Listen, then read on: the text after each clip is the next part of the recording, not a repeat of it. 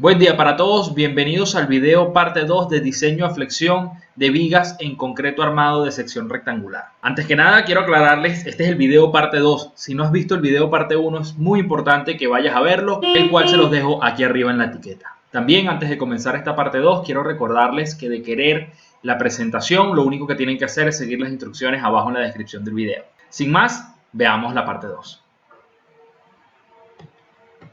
Supongamos, voy a lanzar la línea roja de aquí para acá. Yo tengo que hacer sumatoria de momentos en cualquier punto de esta recta. Yo les pregunto a ustedes, ¿dónde haríamos sumatoria de momentos? Pausen el video y respóndanse.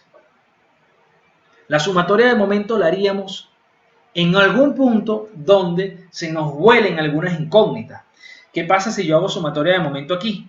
Pues tendría que ser compresión por este brazo, más tracción por este brazo, porque en este caso estarían empujando a ambos en la misma orientación, el contrario de las agujas del reloj.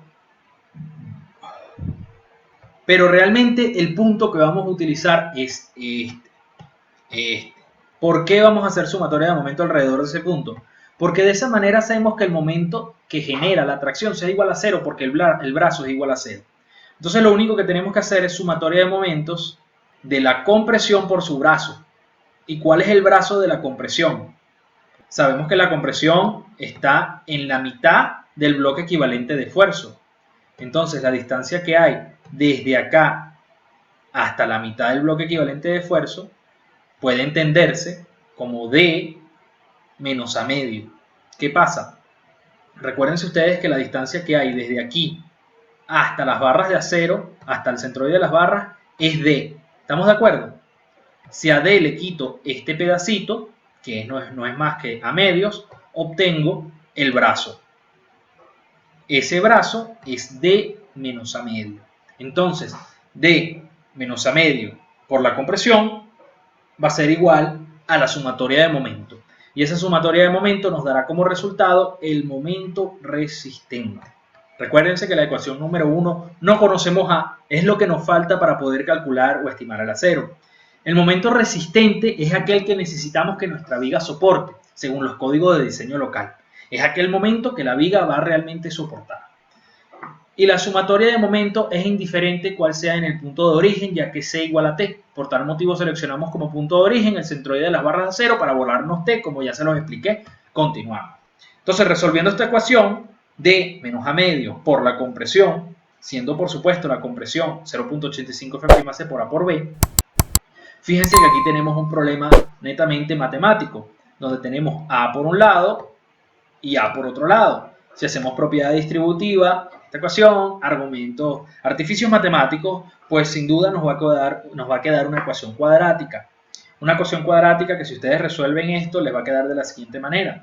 Un medio por A cuadrado menos D por A medio, un medio por A cuadrado menos D por A, más el momento resistente entre 0.85 Fm por B.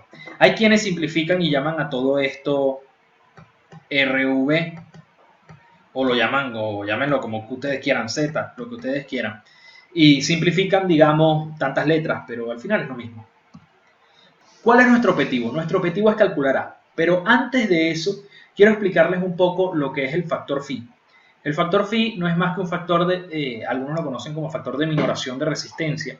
Lo que estoy haciendo es suponiendo que la sección va a resistir un poquito menos para que me dé un poco más de acero. Otros lo prefieren ver como que estoy aumentando el momento último un poco, un factor de seguridad al momento último para que este me arroje un poco más de acero del que realmente necesito. En fin, es un factor de seguridad.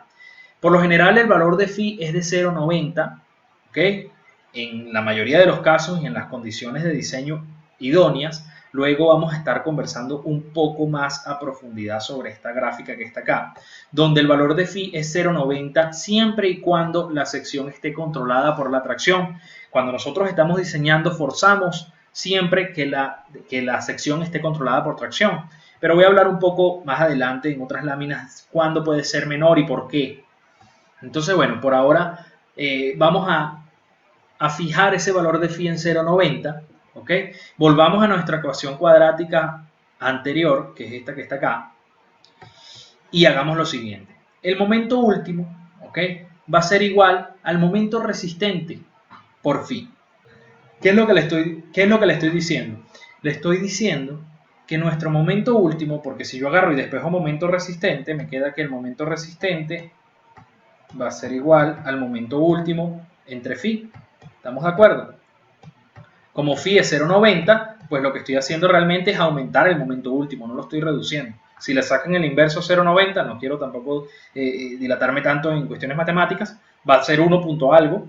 Entonces ese 1 punto algo realmente terminaría siendo un factor de seguridad. Entonces lo que vamos a hacer es sustituir el momento resistente, ¿okay? Porque no lo conocemos, nosotros realmente conocemos es el momento último, nosotros no conocemos el momento resistente. Nosotros en nuestra viga podemos calcular el momento último por las cargas mayoradas, por la resolución de la viga, etcétera, etcétera. Pero el momento resistente no lo tenemos. Entonces el momento resistente será igual al momento último entre phi. Y no es más que sustituir, aquí antes estaba momento resistente, coloco momento último y agrego 0,90 abajo de este término. Entonces obtengo ahora esta ecuación. Continuando, ¿okay? Con el ejercicio que ya se ha tornado más matemático que cualquier otra cosa, nosotros obtenemos de nuestra sumatoria de momentos esta ecuación cuadrática, que como ustedes pueden entender, es una ecuación de segundo grado que tienes que resolverla con Ruffini, con factorización, pero lo que aplica en este caso, no digo que sea lo único, si eres matemático, aventúrate, es aplicar la resolvente. La resolvente no es más que esta fórmula que está acá, que es una cuestión matemática y no me voy a dilatar en explicarla. El que no la recuerde o no la conozca o tenga ciertas dudas al respecto, pues googlee, que estoy seguro que lo va a entender rápidamente para despejar nuestra variable. Entonces, de esta resolvente nos va a quedar la siguiente ecuación. A, que es la variable que estamos buscando, va a ser igual a d menos la raíz cuadrada de d cuadrado menos 2,614, momento último entre f' por d.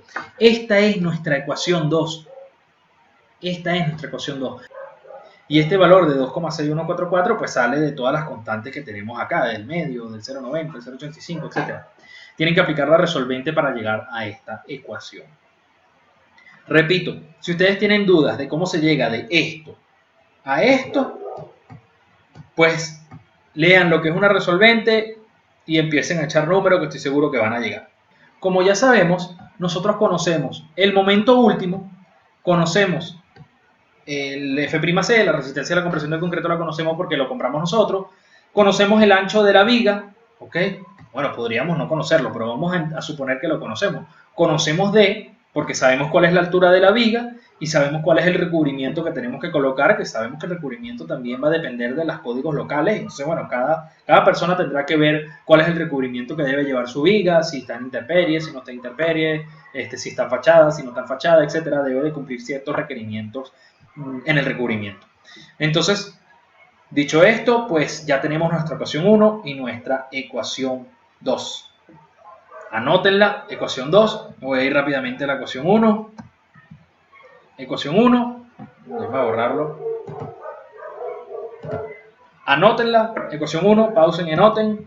Ecuación 2, pause y anoten. Ahora, chequeo de eje neutro. Ahora, nosotros ya con la ecuación 2 podemos calcular A y calculado A podemos obtener, con la ecuación 1 podemos calcular el A0. Si no, revise sus apuntes. Facilito, ¿verdad? Pero ¿qué pasa? Párate ahí. No necesariamente esta solución va a ser siempre así. ¿Por qué? Recuérdense que hablábamos de simplemente armada. Que por diseño nuestra sección demande únicamente acero de refuerzo en la zona de tracción. Pero esto puede ser que de doblemente armada. Que la sección demande acero de refuerzo inferior y superior. Pero ustedes se preguntarán, ajá, pero ¿cuándo ocurre esto y por qué? Y les voy a decir lo siguiente. ¿Se acuerdan del phi 0,90? De que era 0,90 siempre y cuando la sección era controlada por tracción. Pues nosotros dentro de nuestro diseño tenemos que forzar siempre que nuestra sección esté controlada por tracción. Pero ¿qué pasa si no? Pues tenemos que forzarlo para que sea. Y lo forzaremos con doblemente armada. Pero doblemente armada lo tocaremos en otro video. Ahorita nos enfocamos en simplemente. ¿Ok? Entonces, ¿cómo chequeamos nosotros esto? Pues tenemos que validar que nuestro eje neutro, ¿ok?, se ubique a una distancia no mayor de 3/8 de D. Tranquilos, lo voy a tratar de explicar más lento. El eje neutro, que no es esto que está acá, esta distancia que tenemos aquí, que es C, ¿verdad? Tenemos que forzar, o tenemos que verificar, mejor dicho, que no sea mayor a 3/8 de D. ¿Qué pasa si es mayor? Pues el eje neutro bajará, y vamos a hablar un poquito de qué pasa si ese eje neutro baja. Entonces, nosotros tenemos que chequear que esto se esté cumpliendo. El eje neutro puede estar aquí, o aquí, o aquí, pero no puede estar más abajo de 3/8 de D. ¿Cómo lo chequeamos? Pues verificamos que C sea menor o igual a 3/8 de D. Pero ustedes se preguntarán, ajá, ¿y cómo calculamos C? Y yo les digo, tranquilo, ya calculamos A, ya sabemos cómo calcular A. Pues entonces C no va a ser más que A entre beta 1. Y la fórmula de beta 1 es la siguiente. Beta 1 es igual a 1,05 menos F'C entre 1400, siendo limitada entre 0,65 y 0,85. Entonces, para los que preguntan, ¿pero qué pasa si me da 0,90? Bueno, utiliza 0,85. ¿Qué pasa si me da 3? Utiliza 0,85. ¿Qué pasa si me da 0,84? Bueno, utiliza 0,84. Pero ¿qué pasa si me da 0,50? Utiliza 0,65. Entonces, tiene que estar comprendida entre 0,65 y 0,85, creo que quedó claro. Entonces, bueno, esto es un chequeo que hay que hacer siempre, donde C tiene que ser menor o igual a 3/8 D. Si se cumple, es simplemente armada. Si no se cumple, es doblemente armada. Y nosotros en otro video aprenderemos a calcular vigas doblemente armadas, pero por ahora vamos a limitarnos en simplemente armada. Continúo. ¿Se acuerdan? ¿Ok?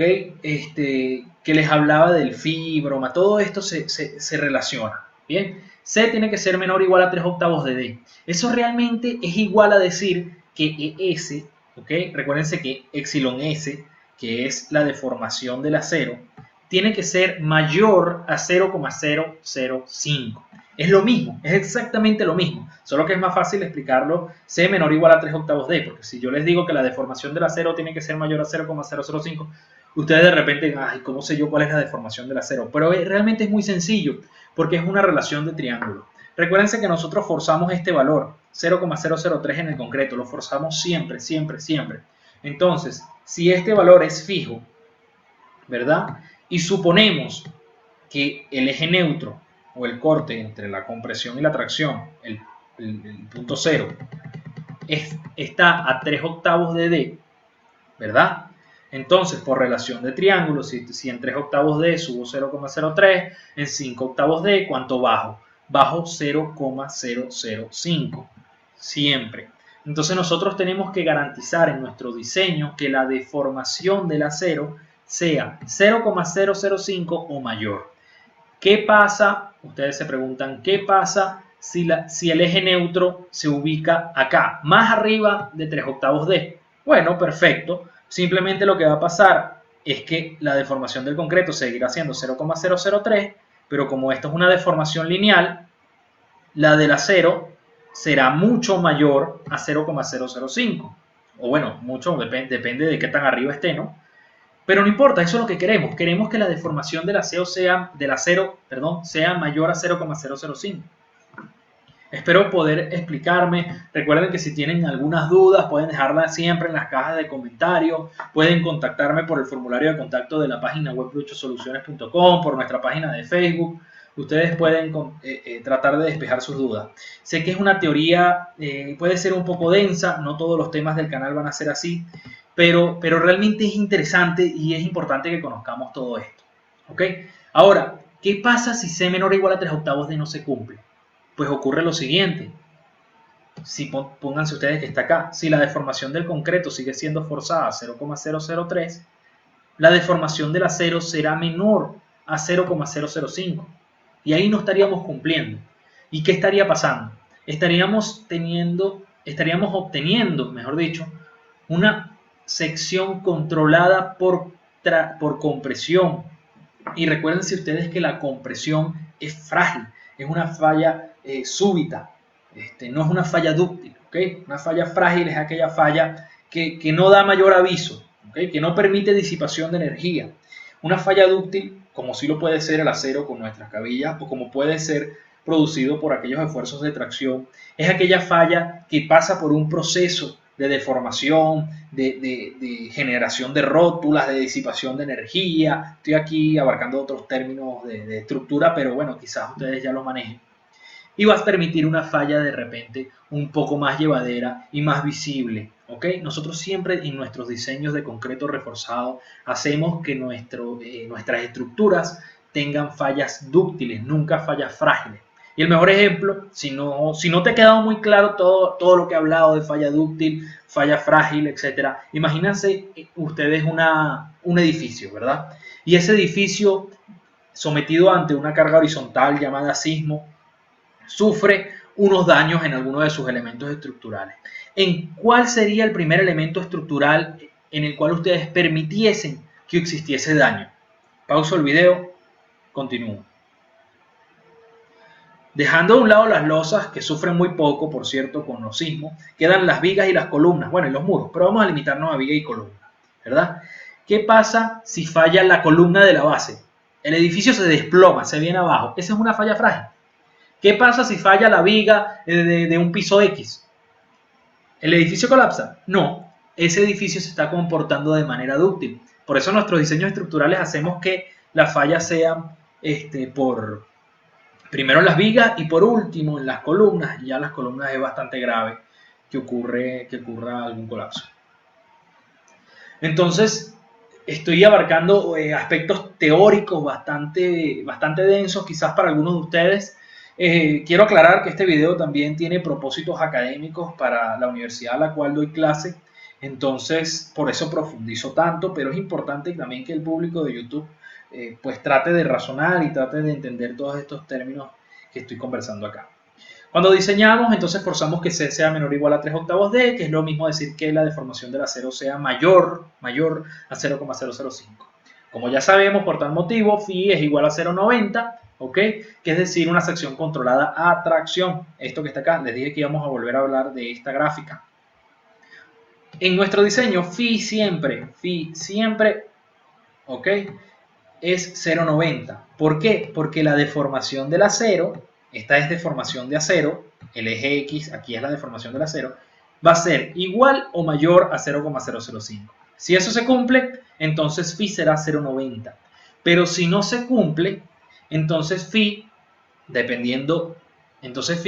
va a variar dependiendo de la deformación del acero, primero por un rango lineal dado por esta ecuación que está acá y luego tendría un valor constante de 0,05 si la deformación del acero sigue siendo mucho menor. ¿Cuándo una sección tiene un phi menor a 0,90 o cuándo una sección está controlada por la tracción? Recuérdense que nosotros estamos demostrando todo a partir de la idea de que estamos diseñando, o sea, nosotros ya tenemos visualizada una sección, una altura, una base y queremos saber cuánto acero le vamos a colocar. Partiendo de esa idea, pues nosotros vamos a hacer que el diseño sea lo más óptimo posible, es decir, vamos a hacer que esté controlado por tracción. Pero ¿qué pasa si la viga ya está construida? Y nosotros lo que estamos haciendo es un chequeo de esta sección. Sabemos cuánto acero lleva y queremos saber si cumple o no cumple. Pues es posible que esa sección no esté controlada por tracción, sino esté controlada por compresión. Entonces todo nuestro chequeo tenemos que estar muy pendiente de cuál es el valor de phi y calcularlo y colocarlo en la fórmula y volver a deducir la ecuación cuadrática completa. Que no vamos a hacer ejercicios de esos porque realmente sería bastante complicado y engorroso, pero quería explicarlo para que queden bien claros los conceptos. Ok, ahorita lo que vamos a revisar es un diagrama de flujo del paso a paso, cómo resolver una viga, cómo calcular una viga, cómo diseñar una viga simplemente armada, ok, de concreto. Entonces, lo primero que vamos a hacer es conocer el momento último, calcularlo. Tenemos nuestra viga, ¿verdad? Sea como sea que la hayamos obtenido, no necesariamente puede ser simplemente apoyada cualquier viga, ¿verdad? Tiene un diagrama de momento, hacemos un corte, porque nosotros diseñamos en una sección, un pedacito, ¿no? Después entraremos en más detalle de cómo diseñar toda la viga. Pero bueno, en fin, tenemos un momento, el momento en esa sección, que por lo general, bueno, vamos a suponer que está en el medio y que es el momento máximo, obtenemos entonces nuestro momento último. Conocido el momento último, lo que vamos a hacer es calcular A, que viene dado por la ecuación 2, que es la primera que usamos. como que no coincide ecuación 2 con ecuación 1, pero no importa. Luego de calculado A, pues debemos de chequear, ¿C menor a 3 octavos D? Sí, simplemente armada, no, doblemente armada. Si es doblemente armada, tranquilo, ¿ok? Que yo te voy a explicar luego cómo se diseña. Y si es sí, pues el acero va a ser igual a 0,85 F por A por B entre Fy. Y luego la selección de las barras de acero. Estas son algunas de las fórmulas que aplican. Entonces, bueno, dicho esto, con este diagrama ustedes pueden de alguna manera ya empezar a diseñar una viga de sección de concreto. Quiero abrir un paréntesis aquí. Es muy importante todos estos paréntesis porque creo que dicen mucho, ¿no? ¿Qué significa que una viga sea doblemente armada? Realmente lo que significa es que el eje neutro está pasando a estar tan abajo en la parte en sección o la parte en compresión, mejor dicho, está tomando tanto porcentaje que estamos entrando en una viga de sección intermedia, en una viga que no está controlada por tracción, que no es lo que nosotros queremos que sea una viga controlada por tracción. Entonces, ¿qué significa esto? Puede ser dos cosas, o que el momento último es demasiado alto, hay demasiadas cargas, y en todo caso necesitamos aumentar nuestra sección, ¿verdad? O lo contrario, de repente el momento último es razonable, no es que hayan demasiadas cargas, pero sí nuestra sección es muy pequeña y nos está arrojando que es doblemente armada. Entonces, como análisis, si la viga le da doblemente armada y usted está haciendo un examen y no sabe cómo calcular doblemente armada, usted podría colocar tranquilamente, se recomienda aumentar el tamaño de la sección de la viga dado que el momento último es considerable y el eje neutro está pasando a estar en una posición donde la sección está controlada por tracción. Cierro ese paréntesis. Espero, si tienen preguntas, siempre en los comentarios, con mucho gusto los atenderé. Ahora abro otro paréntesis importantísimo. Fíjense ustedes que aquí hay una raíz cuadrada, ¿verdad? Y esto es algo muy común que todas las personas, wow, pero ¿qué pasa aquí? Me está dando error la calculadora. Pues claro, dentro de una raíz tienes un elemento negativo, pues un número irracional, no existe. Entonces, ¿qué significa esto? Fíjense que como este valor es negativo, que en su mayoría va a estar controlado por el momento. ¿Qué quiere decir? Que si el momento es demasiado alto, pues va a ser mayor a d cuadrado. Y al ser mayor, todo el término, mejor dicho, o sea, que todo este término sea mayor a d cuadrado, de entrada significa que la sección es doblemente armada. Repito, si la raíz cuadrada, si el valor de todo este término les da negativo, dentro de la raíz significa de entrada que es doblemente armada. ¿Ok? Eso es porque el momento último es demasiado alto. Entonces no se den mala vida si están calculando y la calculadora les da error. Calculen este término y vean el signo. Si es negativo, doblemente armada. Cierro paréntesis y continúo. ¿Cómo seleccionamos las barras de acero? Pues eso va a depender de sus proveedores, de la siderúrgica que esté trabajando en sus localidades. En este caso, bueno, voy a poner un pequeñito ejemplo. Supongamos que la sección dio como resultado 7 centímetros cuadrados. 7 centímetros cuadrados, entonces yo pudiese utilizar, por ejemplo, si me voy a esta tabla, 2 cabillas de 7 octavos de pulgada, que me da 7,76 centímetros cuadrados. ¿Ok? Entonces, ya sé, ¿ok? Por diseño que puedo utilizar 2 cabillas de 7 octavos de pulgada, pero también pudiese utilizar 4 cabillas de 5 octavos de pulgada. Hay distintas soluciones. Ustedes pueden encontrar la que sea más viable en términos constructivos. De repente va a ser más fácil colocar 2 de 7 octavos. No lo sé, 7 octavos es una cabilla más o menos considerable, una barra más o menos considerable. Hacer los dobleces puede ser complicado. Quizás 4 de 5 octavos pueda ser más sencillo. Bueno, ahí entra ya cuestiones de diseño. Lo tocaremos en otros videos. Luego tenemos otra tabla que nos dice cuál es la cantidad máxima de barras de refuerzo que podemos colocar en una sección. Entonces hagamos el siguiente ejemplo. Supongamos que es una sección de 50 de alto por 30 de ancho. Y nos dio los mismos 7 centímetros cuadrados de acero. ¿Ok? Entonces, para una sección de 30 de ancho 30, ¿ok? ¿Cuántas cabillas de 7 octavos podemos colocar? Fíjense que aquí tenemos 7 octavos, que es una designación de cabilla número 7, ¿ok? ¿Cuántas cabillas de 7 podemos colocar? De 7 podemos colocar hasta 4 cabillas de 7 octavos. Y necesitamos 2, así que no hay ningún tipo de problema con esto. Pero pudiese darse el caso que vamos a suponer que nos dio 15 centímetros cuadrados de acero. Y es la misma sección 50 por 30. En ese caso, 15 centímetros cuadrados de acero, vamos a utilizar esta solución. Bueno, vámonos un poquito más arriba, vamos a decir que nos dio 18 para poder explicar el ejemplo. 18 es lo que necesita. Entonces necesitamos más bien esta solución. Podría ser esta, hay otras, ¿no? Pero esta. 5 cabillas de 7 octavos de pulgada. Entonces, si nosotros nos vamos a un ancho de 30, una designación de 7, nada más podemos colocar 4. ¿Qué quiere decir? Que necesitamos una segunda capa. Es decir, vamos a colocar 3 y 2. Se pueden hacer 2 capas de barras de acero.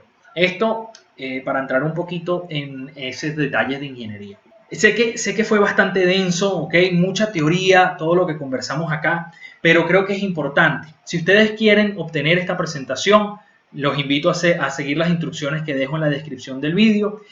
Y también los invito a suscribirse al canal para que estén atentos al lanzamiento de un próximo video que cuando esté listo lo voy a dejar aquí arriba para que ustedes puedan ir a verlo, donde estaremos haciendo ejercicios prácticos de diseño de vigas de concreto armado, simplemente armada. Un gran abrazo, estoy muy contento por el lanzamiento de este canal, los invito a suscribirse y estén pendientes a los próximos videos. Saludos, chao.